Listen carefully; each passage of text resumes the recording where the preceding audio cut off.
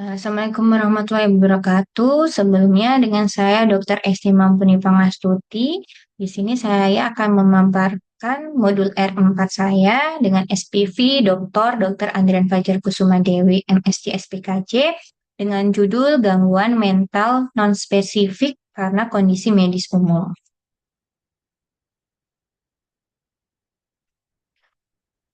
Berikut tujuan pembelajarannya. Eh, Mahasiswa itu diharapkan mampu untuk memahami dan menegakkan diagnosis gangguan mental non-spesifik karena kondisi medis umum. Nah, ini definisi berdasarkan dari buku Kaplan, di mana adanya gangguan psikotik yang disebabkan oleh kondisi medis lain, yaitu berupa munculnya delusi atau halusinasi yang dinilai, di mana yang disebabkan oleh efek fisiologis dari kondisi medis lain, dan di mana kondisi tersebut tidak dapat dijelaskan dengan lebih baik oleh gangguan mental lain. Kemudian, berdasarkan di SM5, kenapa disebutkan oleh nama atau istilah kondisi medis lain untuk mendefinisikan gangguan mental yang disebabkan oleh efek fisiologis dari kondisi medis lain. Jadi maksudnya sebagai contoh apabila kita mempunyai seorang pasien dengan diagnosa kondisi medisnya itu berupa diagnosa hipotiroidisme. Tetapi ternyata selama perjalanan penyakitnya itu disertai adanya depresi, sehingga ketika didiagnosa itu menjadi gangguan depresi karena hipotiroidisme seperti itu. Kemudian ini eh, etiologi yang dapat dijadikan panduan sebagai penyebab terjadinya kondisi medis lain. Ini saya dapatkan dari buku Kaplan juga. Di situ disebabkan bahwa etiologinya itu bisa disebabkan oleh berbagai macam kondisi. Maksudnya berbagai macam kondisi medis seperti contoh yang dalam tabel, dan juga adanya zat suatu zat yang dapat menyebabkan adanya gangguan kognitif eh, dan gangguan mental, di mana kondisi ini dapat mudah untuk menjadikan sebagai gang untuk mempermudah dalam mendiagnosa. Jadi nanti dalam kriteria mendiagnosanya itu dikelompokkan berdasarkan mekanisme aksi utamanya. Jadi penyebabnya itu bisa dikelompokkan karena akibat gejala neurologis, kemudian bisa akibat penggunaan zat lain atau juga penyebab medis lain seperti itu. Nah, di sini berdasarkan buku Kaplan itu untuk kriteria diagnosanya, eh, di mana muncul gangguan psikotik pada kondisi medis lain itu ada 5 hal. Yang pertama, munculnya halusinasi atau delusi yang menonjol. Kemudian terdapat bukti dari riwayat di sini, baik riwayat dahulunya itu adanya riwayat kondisi medis sebelumnya, kemudian adanya pemeriksaan fisik atau adanya temuan laboratorium bahwa bahwa bukti tersebut itu merupakan akibat fisiologis secara langsung dari kondisi medisnya.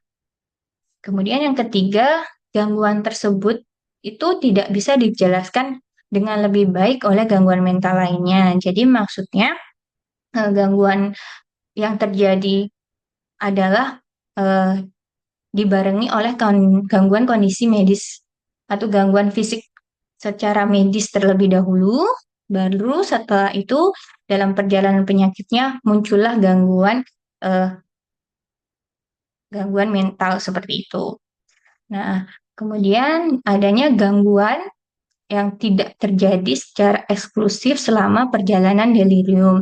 Jadi misalnya seseorang itu mempunyai sakit fisik atau mempunyai sakit medis, kondisi medis lain, tetapi seiring berjalannya waktu, kondisi sakit secara medisnya tersebut menyebabkan seseorang itu menjadi delirium, sehingga muncul gangguan mental berupa delirium seperti itu.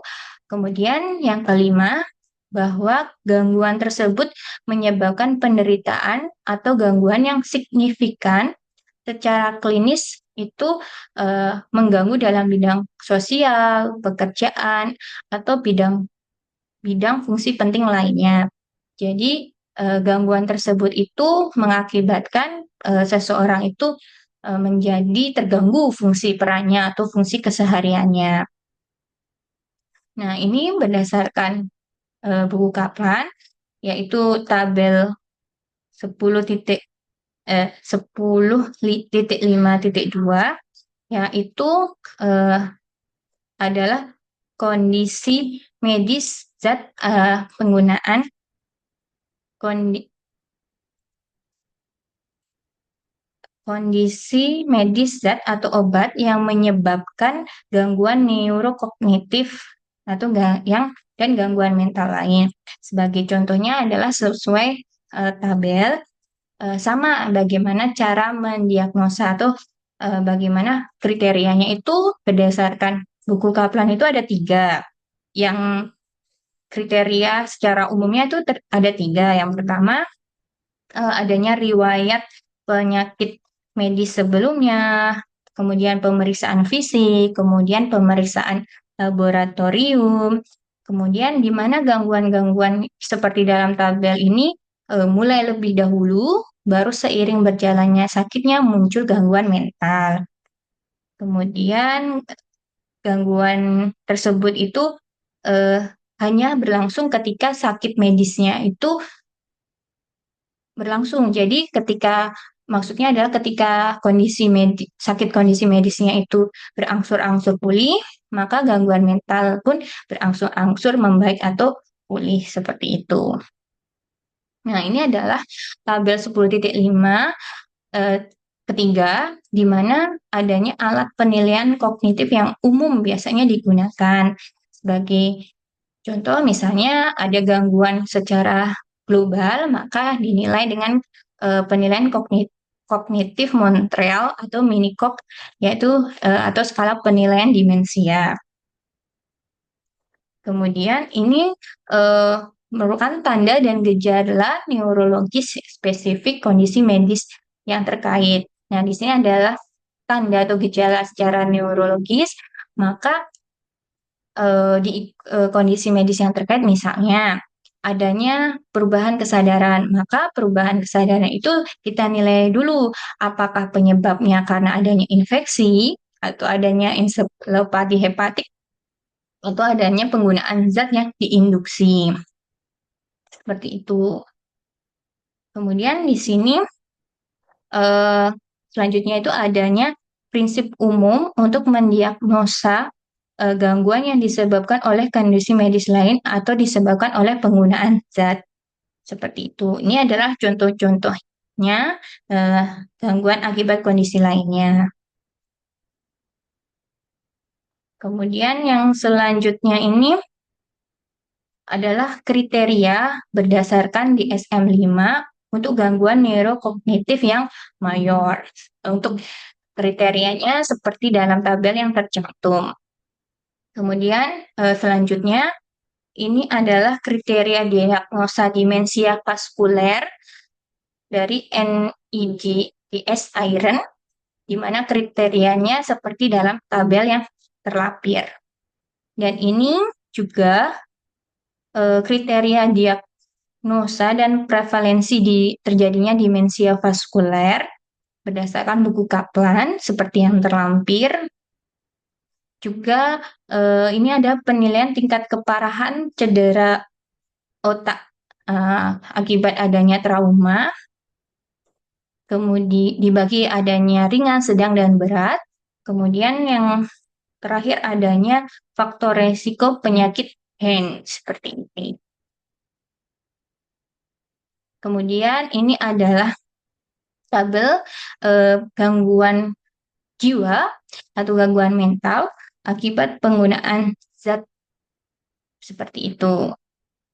Sebagai contoh, misalnya seseorang yang menggunakan alkohol bisa terjadi adanya gangguan psikotik, gangguan bipolar, gangguan depresi, adanya kecemasan, kemudian juga adanya gangguan tidur seperti itu. Ini adalah daftar pustaka. Terima kasih, mohon bimbingan dan asupannya.